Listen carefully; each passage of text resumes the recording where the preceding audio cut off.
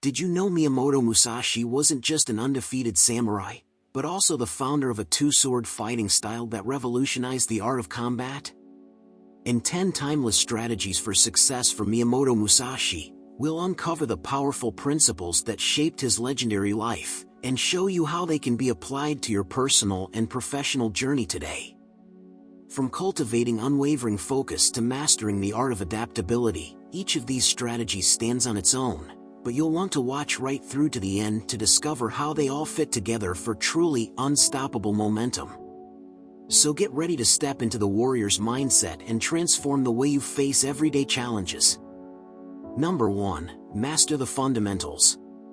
When it comes to mastering the art of success, Miyamoto Musashi's advice to master the fundamentals hits at the heart of what truly makes greatness sustainable. It's easy to get lost in the allure of flashy, advanced techniques or complex strategies, but Musashi knew that without a solid foundation, all that extra stuff is just built on shaky ground. Let's break it down.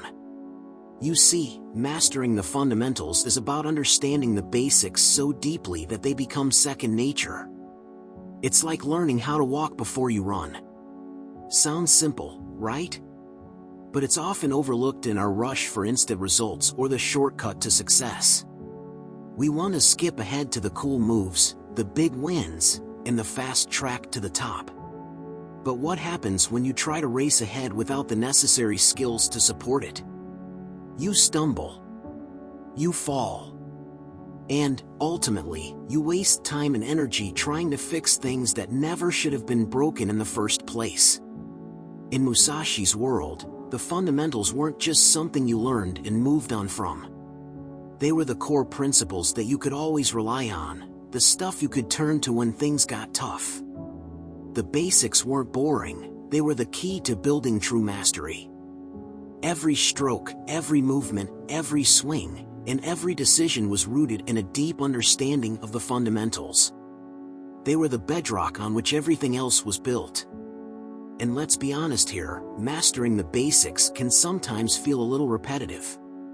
It's not always the most exciting part of the journey. It's not about the fancy tricks or the glamorous shortcuts. But that's exactly what makes it powerful. The more you practice those simple, repetitive actions, the more they become ingrained in your body and mind. There's a certain magic in repetition, because it turns what was once a conscious effort into an automatic response.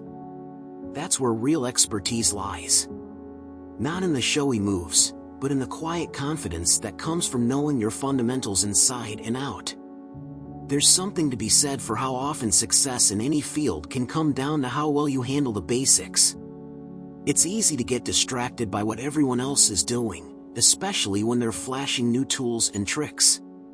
But if you've mastered the fundamentals, you can see through the noise.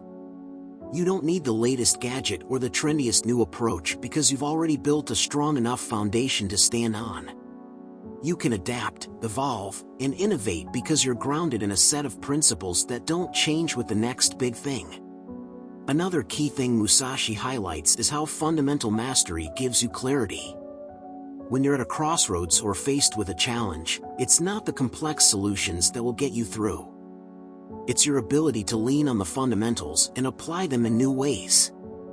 Whether you're navigating a difficult decision or figuring out how to improve your performance, the basics can be your compass. In moments of uncertainty, it's the fundamentals that will guide you back to where you need to be.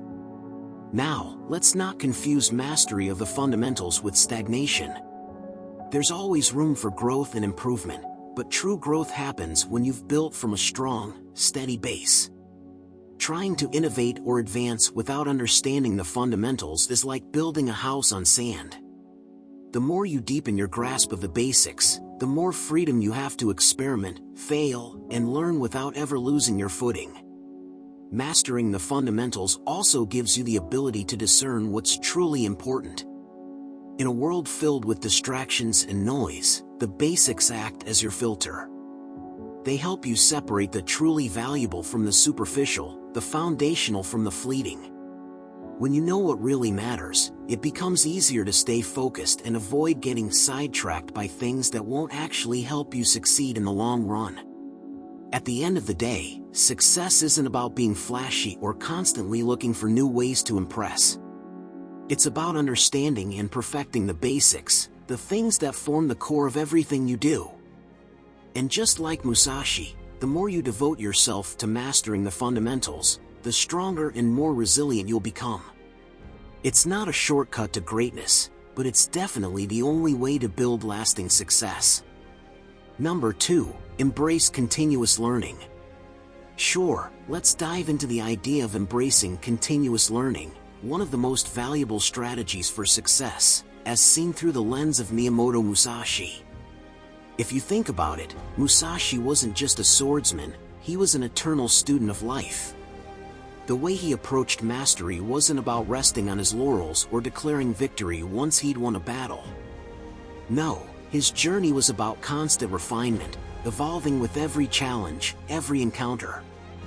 Now, when we talk about continuous learning, it's easy to picture sitting down with a book or attending some course.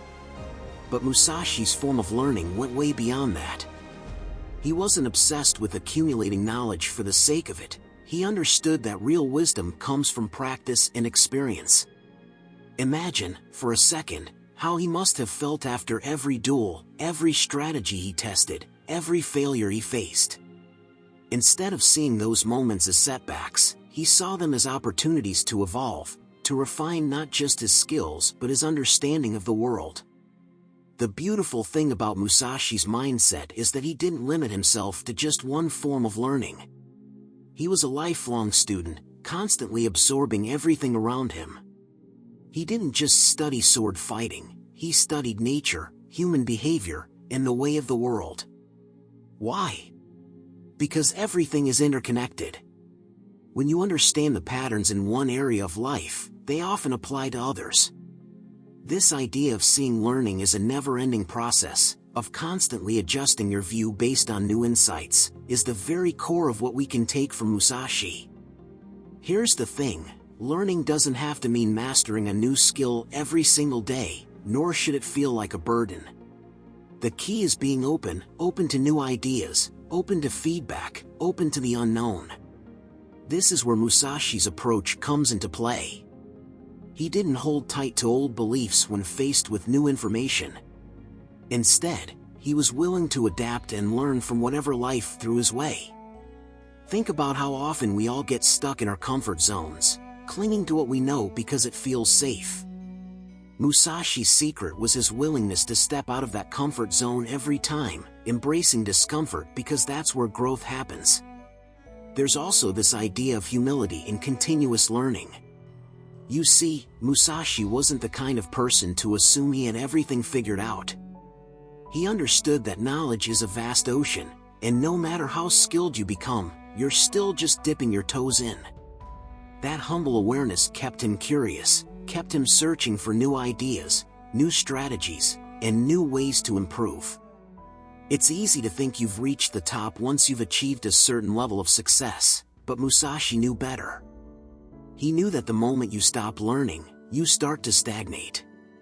Success isn't just about what you achieve, it's about how you keep growing. But here's the real beauty of it, when you embrace continuous learning, you start to see the world through a different lens. Challenges, setbacks, and even failures no longer feel like insurmountable obstacles. Instead, they become invitations to learn, to explore, and to grow.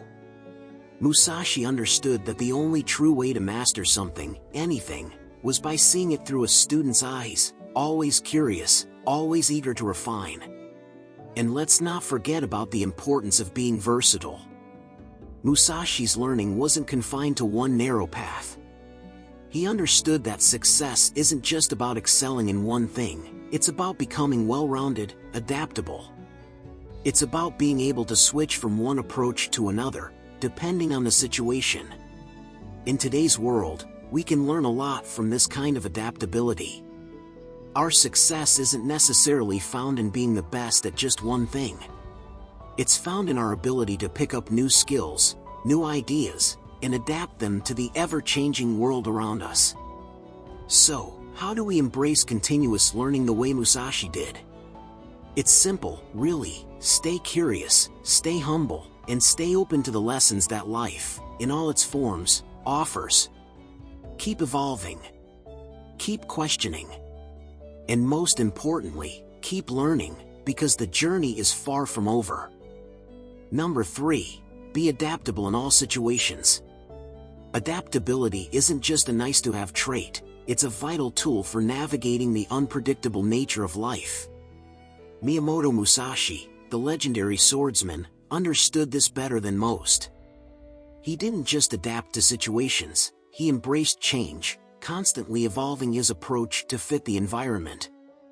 For him, flexibility wasn't a sign of weakness, it was a cornerstone of strength. Let's talk about how you can weave this same adaptability into your own life. Life throws curveballs, right? You think you've got everything figured out, and then bam! Something shifts. Whether it's a sudden challenge, an opportunity, or just a complete change in circumstances, Musashi teaches us that it's not the external factors that should define us. It's how we respond to them that truly matters. To be adaptable, you need to be comfortable with the fact that nothing is permanent. Things will change. You will change. And that's not only okay, it's necessary. Now, let's break this down a bit. Musashi didn't cling to one strategy or weapon, he didn't limit himself to a single way of thinking or fighting. The world is full of unpredictability, and trying to force things into a box doesn't work in the long run. Sure, it might seem safe to stick to the plan, to follow a routine. But what happens when that plan gets disrupted? When the rules you've been following no longer apply?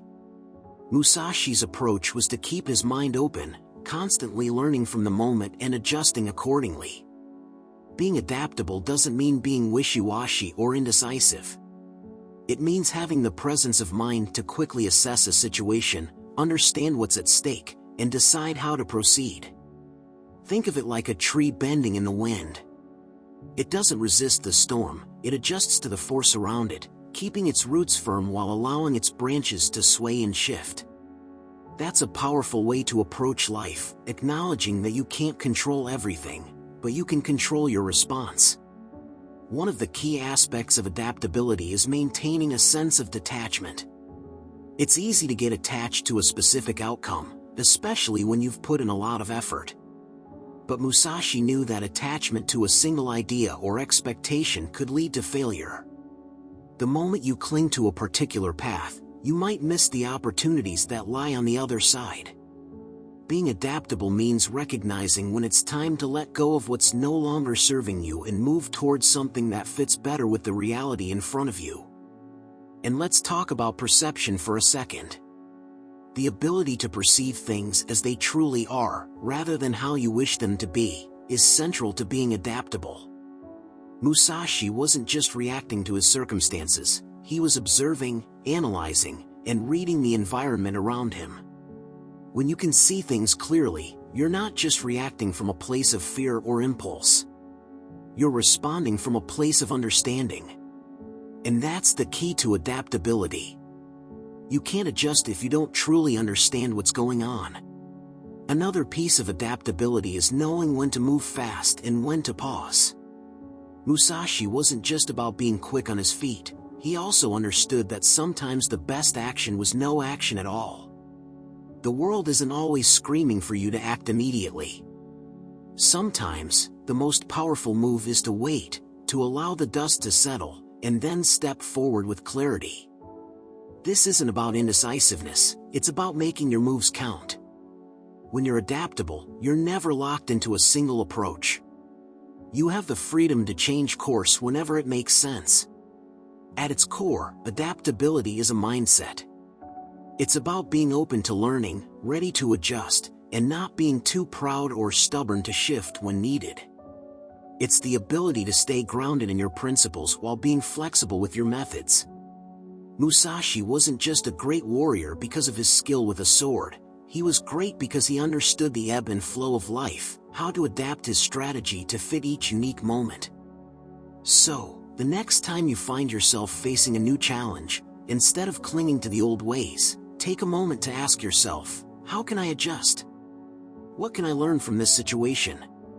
If you embrace adaptability, you'll find that you're not just surviving, you're thriving. Number 4, trust in your abilities and instincts. When you're standing at the edge, facing a challenge that feels bigger than you, it's easy to doubt yourself. But Miyamoto Musashi, master swordsman, strategist, and philosopher, would tell you, trust in your abilities and instincts. Sounds simple, right? But let's unpack that idea, because it's much deeper than just a surface-level pep talk. We all have moments of uncertainty. We've all been in situations where the stakes feel high, and the pressure seems overwhelming. It's in those moments that Musashi's wisdom shines through. He understood that no matter how skilled you are, no matter how much preparation you've done, there comes a time when you have to trust what you've built within yourself. There's only so much you can plan for. At some point, it's up to you to rely on your instincts, on the inner knowing that has been shaped by your experience. Trusting your abilities doesn't mean arrogance or blind confidence. It's not about thinking you know everything or pretending you have all the answers. It's about recognizing that you've put in the work, that you've honed your skills over time, and that you've developed a deep understanding of the path you're walking. It's knowing, on a gut level, that you're capable of handling whatever comes your way. This trust isn't built overnight. It's cultivated through experience, through showing up, and through pushing through the hard times when things don't go according to plan. The more you face obstacles and overcome them, the more you reinforce that inner trust. It's like building a muscle. The more you use it, the stronger it becomes. And when the moment of truth arrives, when you have to make that split-second decision, when there's no time to hesitate, your instincts will guide you, and that trust will carry you through. There's also something deeply freeing about trusting yourself. Think about it. When you're constantly second-guessing yourself, it creates a kind of mental chaos. You're constantly juggling doubts, trying to predict every possible outcome, worrying about what could go wrong. But when you trust your abilities, you free yourself from that endless cycle of overthinking. You stop waiting for permission, stop looking for external validation, and instead, you lean into your own power. You know you have what it takes to make it through, so you act with confidence and clarity. Now, I'll be honest, trusting yourself doesn't mean you won't make mistakes. Musashi knew this. He wasn't perfect, none of us are. But the key isn't how you handle those mistakes. If you trust yourself, you'll bounce back quicker. You won't dwell on failures because you know that each misstep is just part of the process. It's a lesson, not a defeat. You'll have the resilience to adapt and learn, which is far more valuable than avoiding mistakes altogether. Instincts, too, are more than just gut feelings. They're the result of years of learning, observing, and adapting. Your instincts are shaped by everything you've experienced, all the knowledge you've accumulated, and every challenge you've faced. So when Musashi talks about trusting your instincts, it's not some mystical, intangible idea. It's about trusting the deep well of wisdom you've gathered, the insights that come from knowing something at an almost subconscious level. Your instincts are your inner compass, guiding you even when the path isn't clear. Sometimes, trusting yourself also means being willing to take risks. It's easy to play it safe, to stick with what's familiar, especially when things feel uncertain. But Musashi's whole approach to life was about stepping into the unknown with confidence. He wasn't afraid of the fight, even when the odds were stacked against him, because he knew that his abilities, his training, and his instincts would carry him through. He trusted that even if he couldn't predict every outcome, he could handle whatever came his way. So, how do you actually develop this trust? It starts with self-reflection and a commitment to growth. Be honest with yourself about your strengths and weaknesses. Face your fears, acknowledge your doubts, and then take action anyway. Every small win you achieve, every time you push past your comfort zone, you build more trust in yourself. And over time, that trust will become an unshakable foundation. You'll stop asking whether you're ready because you'll know, deep down, that you are. In the end, trusting in your abilities and instincts is about more than just confidence, it's about knowing that you are enough. Musashi understood this. He wasn't afraid to trust himself, to act decisively, to follow his own path even when others doubted him. And that's the kind of trust we can all learn to cultivate, trust in the skills we've developed, trust in our own judgment, and trust in our ability to navigate whatever challenges come our way.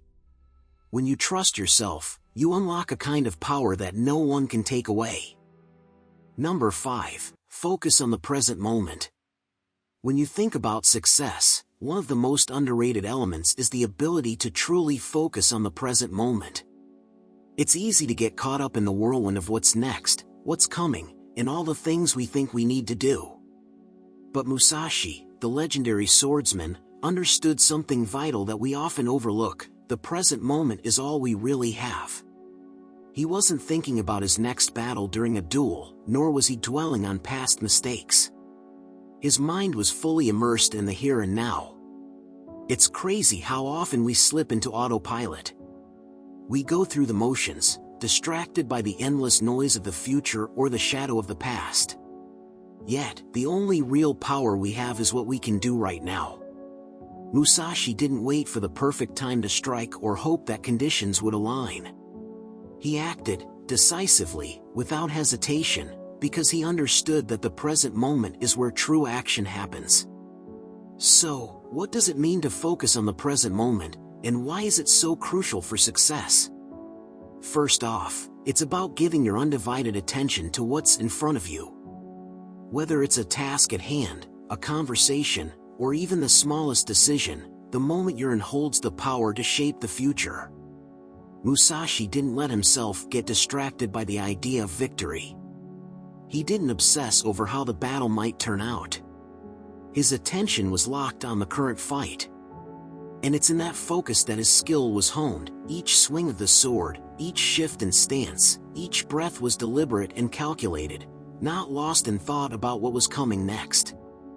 Here's the thing: when you focus on the present, you become more attuned to the subtleties around you. You start to notice things you'd otherwise miss. Musashi wasn't just good with a sword, he was observant, aware of every detail in his environment. He knew that distractions could be his undoing. So, he learned to silence the mental noise, tuning his focus entirely on what was happening now. That kind of concentration is a superpower, especially when you're trying to achieve something big. It doesn't matter how many hours you spend grinding toward a goal, if your mind is constantly wandering to what's next or ruminating on what's past, you'll miss the opportunity to make meaningful progress in the present moment. It's not just about paying attention either, it's about being present. We talk a lot about mindfulness these days, but what Musashi was doing was essentially living it. He wasn't sitting down to meditate in a traditional sense, but his life was an ongoing practice of staying grounded, staying in the moment. It's a mindset that asks, what's the most important thing I can do right now? And then, instead of getting distracted by a million possibilities, he chose one thing to pour his energy into. That's how you achieve mastery. You can't get distracted by every shiny object in the room. You have to pick the one thing that demands your attention and go all in. Being in the present moment doesn't mean being reckless or ignoring the future entirely. Musashi, of course, planned ahead and strategized. But his true power came from knowing how to execute his plan in the now. When you're so focused on the task before you, the future takes care of itself. It's about giving your best effort now, trusting that it will ripple out into the next step. Success doesn't come from constantly stressing about the next milestone, it comes from the consistency and energy you pour into today. And let's talk about the internal side of things. Focusing on the present means that you're not letting past failures, mistakes, or regrets weigh you down. Musashi knew that dwelling on what's gone doesn't help. What matters is how you respond right now. If you've messed up, learn from it and then let it go. Focus on how to improve, how to do things better, right now. That's how progress happens. The moment you let the past or future control your mind, you lose the ability to act with clarity.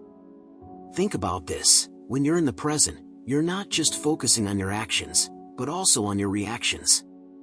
Musashi's ability to stay calm, to stay focused in the heat of battle, is a perfect example of this. He wasn't letting emotions or external distractions dictate his moves. When you're calm and focused on what's right in front of you, you're able to make better decisions, not driven by anxiety or stress, but by clear thinking. That's what sets apart those who succeed from those who falter. So, how do you start focusing on the present like Musashi? It's about bringing your mind back, again and again, when it starts to wander. It's about training yourself to be fully immersed in whatever you're doing. Whether it's a work task, a conversation, or a goal you're working toward, give it your complete attention. Don't just do it, be in it. That's when you unlock your full potential. The present moment is all you've got, and if you master it, success will follow. Number 6, develop patience and timing. Patience. It's one of those virtues that gets talked about a lot but doesn't always get practiced enough. Miyamoto Musashi, the swordsman who carved out a legacy through skill, strategy, and insight, understood something that many of us forget in today's fast-paced world. Patience isn't just about waiting, it's about timing. And timing, well, timing is everything. Think about it for a second. We live in an age where everything seems urgent. The clock's always ticking, deadlines are always looming, and everyone's rushing to get ahead. But Musashi's approach was different. He didn't rush to swing his sword, and he didn't rush into decisions. He understood that sometimes, the most powerful thing you can do is wait, patiently, calmly, and with purpose.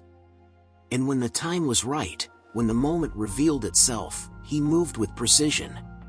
But patience doesn't mean passivity. Far from it. It's not about sitting back and hoping things fall into place. No, patience, in Musashi's world, was active. It was about preparing, observing, and learning while the world moved around you.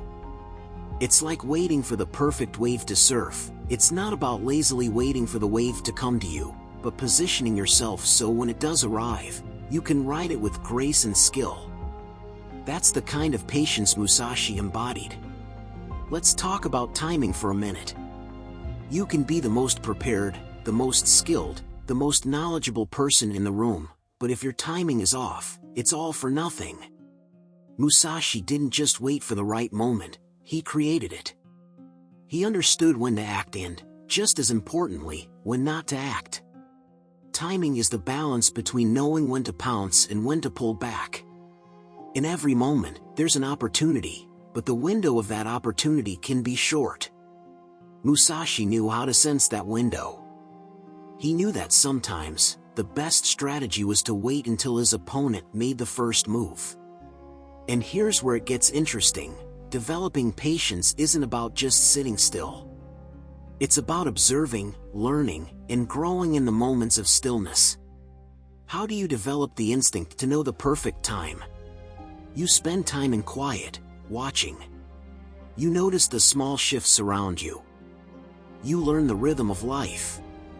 When you're patient, you're not passive, you're keenly aware, constantly assessing what's happening around you, and getting ready to take action when it's necessary.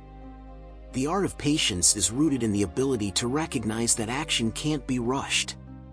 Think of patience as a form of inner discipline. The kind that teaches you to breathe, to stay centered, and to resist the urge to rush into things. Musashi was never hasty in battle. He wasn't trying to win by overwhelming his opponents with speed. No, his battles were about precision, hitting at the exact moment when the opponent was least prepared. And that's where timing comes in. You see, timing isn't just about when you do something, it's also about how long you hold back before you strike. In life, much like in battle, the perfect moment doesn't announce itself with fireworks or trumpets. It's subtle, quiet, and often fleeting. If you don't develop patience, you miss it. There's another layer to this. Patience doesn't just apply to actions, it applies to your progress. We all want results, right? But the truth is, achieving anything worth achieving takes time. Musashi didn't expect to become the master he was overnight. He understood that mastery was a slow, steady process, and rushing it would only lead to mistakes. Patience is about trusting the process. It's about committing to long-term growth, even when things don't seem to be moving as quickly as you'd like. The real power of patience is in the moment before you act. It's the calm before the storm, the silence in between the breaths. Musashi mastered this space. He didn't allow his emotions or impulses to dictate his actions. Instead, he created a space where his mind could process, analyze, and move with the perfect timing. In this space, he was always in control. Patience and timing go hand in hand. Without one, the other is useless. If you're too quick to act, you'll miss the opportunities that require a delicate approach. But if you wait too long, the moment passes you by. Musashi's genius was in his ability to navigate this delicate balance with grace. He didn't just react to life's events, he felt them, understood their rhythm, and moved in harmony with them. So, what does this mean for you? Start by cultivating patience in your daily life. Don't rush to the next step, the next goal, or the next opportunity. Take the time to truly assess where you are and what you need. Watch, listen, and learn. When you do act, do it with purpose and precision, understanding that every step you take will bring you closer to your goals, but only if you take it at the right time. Number 7. Use strategy to outsmart opponents. When Musashi talks about using strategy to outsmart opponents, he's not just talking about some clever trick or a quick fix. No, he's diving into something far deeper, the art of thinking several steps ahead, of outwitting and outmaneuvering your competition without ever having to break a sweat. Strategy, in Musashi's world, isn't just about being the strongest or the fastest, it's about being the smartest. It's about turning the tables in your favor when it seems like the odds are stacked against you. Think about it. Success isn't always about raw power or brute force. Often, it's about your ability to think strategically, to understand not just what's in front of you but what's coming next. It's about seeing the bigger picture and then positioning yourself in a way that makes your opponent's next move irrelevant. This is where Musashi's brilliance lies. He was never just reacting, he was anticipating, calculating, and maneuvering. His entire approach to combat was built on a foundation of strategy, and he used that to stay one step ahead, whether he was facing one person or an entire group. Now, let's break this down. When you're in any situation, whether it's in business, personal challenges, or even in a heated debate, you can't just go in with your guns blazing. That's a recipe for disaster. Musashi would say you need to take a step back, assess the situation, and understand your opponent's strengths and weaknesses. The goal is to find leverage, an opening, a flaw, or an opportunity that your opponent isn't aware of or isn't fully exploiting. It's about playing the long game, not rushing headfirst into a battle without understanding the consequences. You see, strategy isn't just about finding the right move, it's about controlling the environment around you. It's about setting the stage where you dictate the terms. By understanding the dynamics of the situation, whether it's physical, emotional, or intellectual, you can set yourself up for success without forcing it. In Musashi's mind, this was the essence of true mastery. It's not just about what you can do, but what you can make others do, often without them even realizing it. One of the most interesting things about using strategy is that it often doesn't require direct confrontation. Musashi was known for his ability to make his opponents doubt themselves. He could create confusion or cause hesitation, turning the tide of the battle without ever laying a finger on his opponent. That's the power of strategy. It's not about overpowering your opponent physically, but about getting inside their head, making them second-guess their decisions, or even forcing them to make mistakes. This is why preparation and patience are so important in strategic thinking.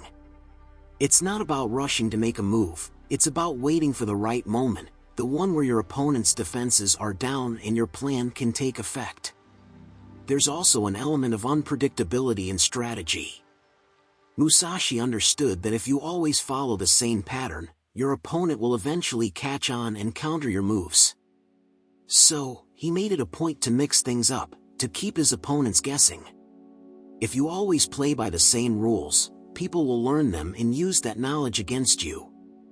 But when you embrace the unexpected, when you move in ways that defy expectation, you throw your opponents off balance. They're forced to react to you, instead of the other way around. And that's a huge advantage.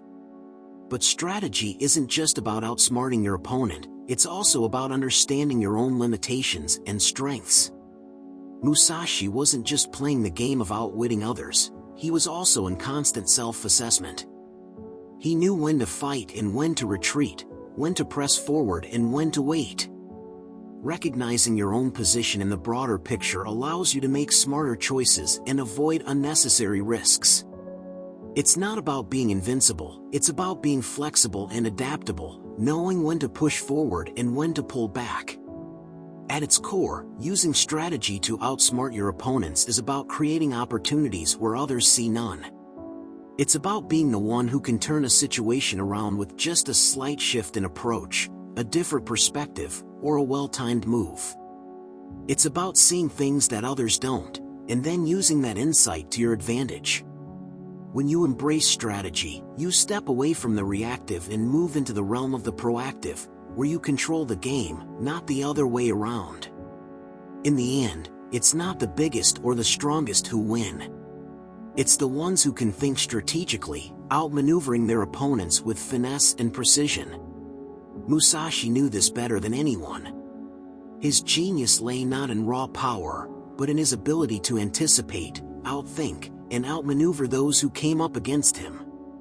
And that's something we can all apply to our own lives, whether in business, relationships, or personal challenges. Strategy is about thinking ahead, playing the long game, and using your mind to outwit your competition every time. Number 8. Prioritize clarity of mind. When you think of someone who achieves mastery, it's not just their physical ability that sets them apart, but their mental clarity. Musashi, the legendary swordsman, understood this better than most. He wasn't just sharp with a sword, he was sharp with his mind, too. And that's the core of success, clarity of mind. If your mind is clouded with doubt, distractions, or negative emotions, even the best strategies won't work. But when your mind is clear, you can see the path forward, make better decisions, and act with precision. Imagine trying to make a critical decision while your thoughts are all over the place. It's like trying to find your way through a fog. You might be moving, but you're not really sure where you're going. Musashi, on the other hand, didn't let that fog settle in. He had a mental discipline that allowed him to stay sharp and focused, no matter the chaos around him. In fact, he actively cultivated this mental clarity, recognizing that without it, everything else, his skill with a sword, his strategy, his ability to adapt, would be useless. So, how do you create this clarity of mind? First off, it's about eliminating the unnecessary noise. In today's world, distractions are everywhere. There's always something pulling our attention away, whether it's the ping of a notification or the pressure of 100 things that need to be done. Musashi's approach was simple: cut through the distractions. When you're constantly bombarded with external noise, your internal voice gets drowned out, and you lose the ability to think clearly. So, clearing your mind isn't just about calming your thoughts, it's about getting rid of anything that takes away from what truly matters. But it's not only about eliminating distractions, it's also about training your mind to focus. Musashi didn't simply hope for mental clarity to come to him, he worked at it, consistently. He trained his mind the same way he trained his body, by focusing, by being intentional. Every action, every thought, every movement was done with purpose. That level of intention is what brings clarity. It's easy to get swept away in the whirlwind of everything that's happening, but the true power lies in your ability to pull yourself out of that storm, center yourself, and focus on what matters right now. Another aspect of clarity of mind is letting go of unnecessary baggage. Musashi didn't hold on to past failures or victories. He didn't cling to beliefs or strategies that no longer served him. Instead, he adapted and moved forward. A cluttered mind, full of past regrets or future anxieties, can paralyze you. When you're constantly looking back, you miss what's right in front of you. Musashi understood that in order to perform at his best, he needed to keep his mind clear of the weight of yesterday and not be overly concerned with what might come tomorrow. This doesn't mean ignoring lessons from the past or not planning for the future. It means keeping your mind uncluttered, so you can act decisively when the time comes. Let's not forget about the emotional side of things. Emotions can cloud your judgment, no matter how skilled you are in your craft. Musashi knew that a calm, composed mind was crucial to effective decision-making, especially in high-stress situations. It's easy to let fear, frustration, or anger dictate your actions, but those emotions are often rooted in insecurity or lack of control. To be mentally clear, you need to understand your emotions, not let them control you. This doesn't mean suppressing them, it means recognizing them and then choosing to move forward with clarity, regardless of how you feel. Clarity of mind also allows for better adaptability. Musashi wasn't rigid in his approach to combat. He understood that each situation required a different response, and his clear mind enabled him to pivot, adjust, and adapt without hesitation. Success is rarely a straight line. Things change, obstacles pop up, and the unexpected happens. When your mind is clear, you're able to navigate those twists and turns without losing your direction. You're able to assess what's happening in the moment and decide on the best course of action, without being clouded by stress or indecision. So, how can you start prioritizing clarity of mind in your own life? Begin with small moments of discipline. Maybe it's taking a few minutes each day to center yourself, quiet the noise, and focus on your breath. Maybe it's committing to fewer distractions, allowing yourself to truly engage with what's in front of you. It's also about acknowledging when your mind is getting overwhelmed and making a conscious effort to pull back, refocus, and reset. Just like any skill, clarity of mind takes practice. But when you prioritize it, when you commit to mental discipline, you unlock a level of focus and effectiveness that can carry you through even the toughest challenges. In the end, Musashi's greatness wasn't just about his physical prowess, it was about his mental sharpness. By prioritizing clarity of mind, you put yourself in a position to make better decisions, act more decisively, and navigate life with greater ease. So clear the fog, center your thoughts, and watch as your path forward becomes crystal clear. Number 9, learn from every failure. Failure. It's one of those things that everyone hates, but no one can avoid. Musashi, the legendary swordsman, didn't just accept failure as part of life, he saw it as a powerful teacher. For him, failure wasn't a roadblock, it was a stepping stone, a lesson waiting to be uncovered. It's easy to view failure as something to be feared or avoided, but Musashi knew better. He saw it for what it truly was, an opportunity to grow, to refine, and to come back stronger. Now, let's be clear. Musashi wasn't suggesting that we go out and embrace failure just for the sake of it. That would be a bit ridiculous. But he did understand that failure, when approached with the right mindset, can be a goldmine of insight. It's like a mirror that reflects not only the mistakes you made but also the areas where you can improve. The key, though, is in how you look at it. When you fail, it's easy to get caught up in the emotional whirlpool, self-doubt, frustration, embarrassment. But Musashi had a different approach. He didn't dwell on the emotional aftermath. Instead, He focused on what he could learn from the experience. It wasn't about beating yourself up or lamenting what went wrong. It was about digging into the experience and figuring out why things didn't work out as planned. What happened? What went wrong? Where was the misstep? In the failure, there was clarity, but only if you were willing to look for it. One of the reasons failure can be so powerful is that it strips away the illusions we sometimes have about our abilities. When everything is going well, it's easy to think we've got it all figured out. But failure brings us back to earth. It forces us to face the reality of where we actually stand, free from all the self-deception. Musashi, in his wisdom, knew that this was one of the greatest gifts failure could offer, the chance to assess our true capabilities and understand the gaps that exist between where we are and where we want to be. It's also worth mentioning that failure teaches patience. In the midst of failure, we're often in a hurry to fix things, to get back on track, to prove that we're capable. But Musashi understood that the path to mastery takes time, and failure is part of that process. When you fail, it doesn't mean you're doomed, it simply means that you're not there yet. And that's okay. The key is to learn from each failure, refine your approach, and keep moving forward. Every time you fall, you're not just getting closer to success, you're building resilience.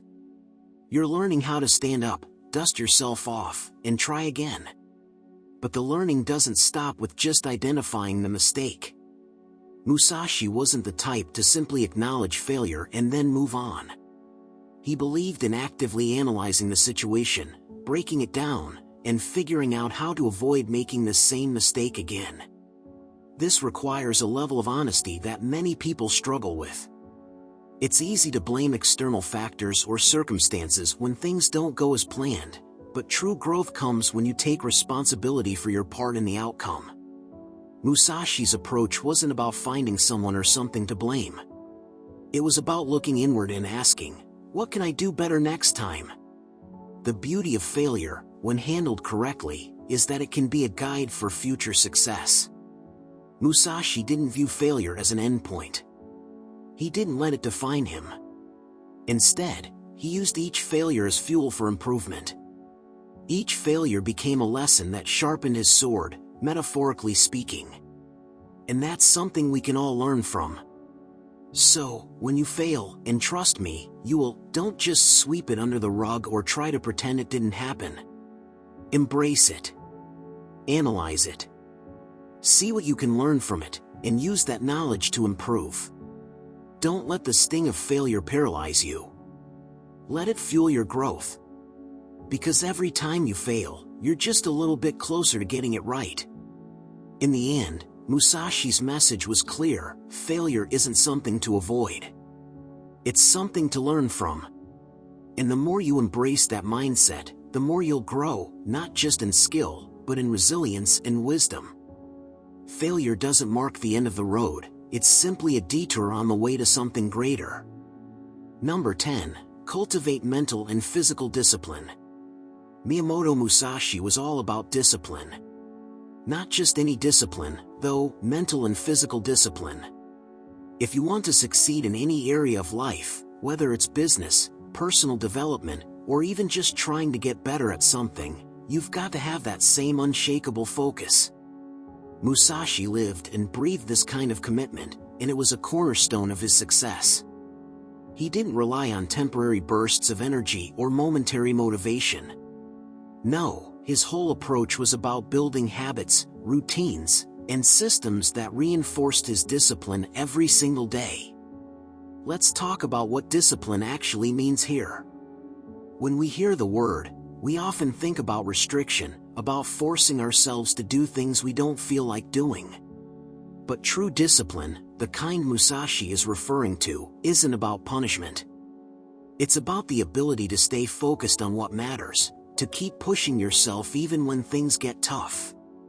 It's about taking control over your actions, your thoughts, and your impulses, aligning them all with your bigger vision. To cultivate mental discipline, you have to learn how to train your mind to stay calm, focused, and unshaken, even when the world around you is chaotic. You have to be able to step back and evaluate your emotions, your thoughts, and your reactions before you act on them. Musashi was a master at this, and it's something he practiced rigorously. When he stepped into a challenge, whether that was a duel or a strategic move in his life, his mind was clear, sharp, and calm. He didn't let his emotions cloud his judgment. And this isn't easy, especially when the pressure is on. But that's the power of mental discipline, the ability to stay composed and make decisions that align with your long-term goals, not just what feels good in the moment. Now, physical discipline is just as important. It's not enough to have a strong mind without a body that can keep up. For Musashi, every movement mattered. Every action he took had to be purposeful, controlled, and effective. Physical discipline isn't just about fitness or being strong in the traditional sense, it's about being able to maintain your physical energy, health, and resilience so that you can keep pushing, day in and day out. Musashi didn't wait for motivation to strike. He didn't rely on a burst of inspiration to fuel his actions.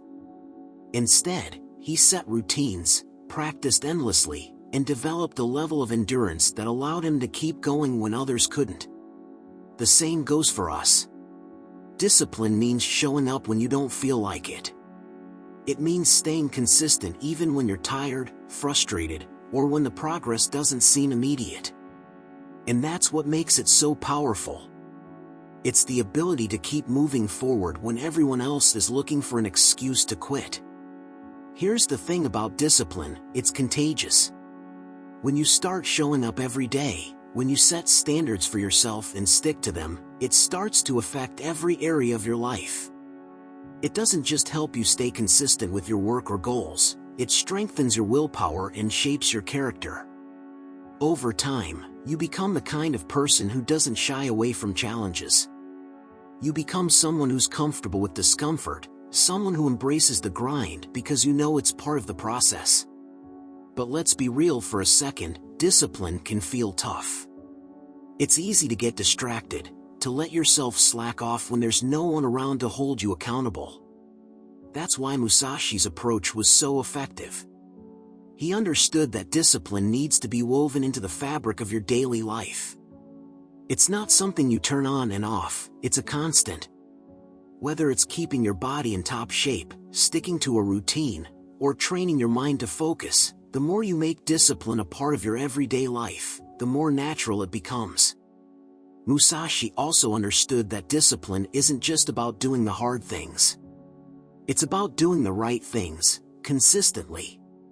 It's about aligning your actions with your vision and staying true to that path, even when distractions or temptations arise.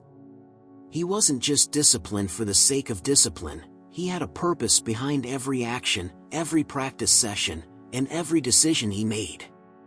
He knew that the small, seemingly insignificant things, like showing up on time, practicing your skills every day, or staying focused during tough times, are what ultimately add up to create massive success.